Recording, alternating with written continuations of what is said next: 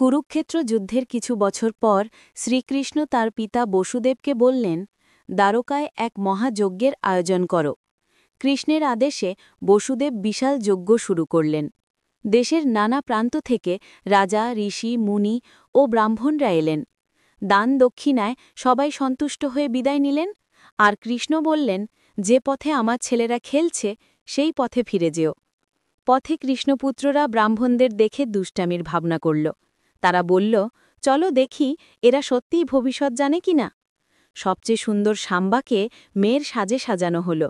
শাড়ি, ফুল, গহনায় সে একদম রমণী হয়ে উঠল।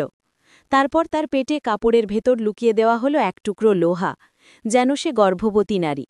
ব্রাহ্মণদের সামনে গিয়ে তারা বলল, এই নারী গর্ভবতী, বলুন তো তার গর্ভে কি সন্তান আছে। ব্রাহ্মণরা অন্তর্দৃষ্টি দিয়ে বুঝলেন, সাম্বার গর্ভে শিশু নয়, লোহার টুকরো। ক্রুদ্ধ হয়ে তারা অভিশাপ দিলেন, এই লোহাই যাদব বংশের বিনাশ ঘটাবে। এরপর সত্যিই সাম্বার গর্ভ থেকে লোহার মুষল বের হল। কৃষ্ণ বললেন, ওটা নদীতে ফেলে দাও।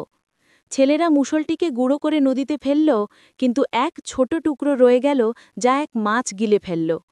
পরে সেই টুকরো দিয়ে এক শিকারী জরা বানায় লোহার ফলক, যা পরে ভুলবশত শ্রীকৃষ্ণের পায়ে বিদ্ধ হয়।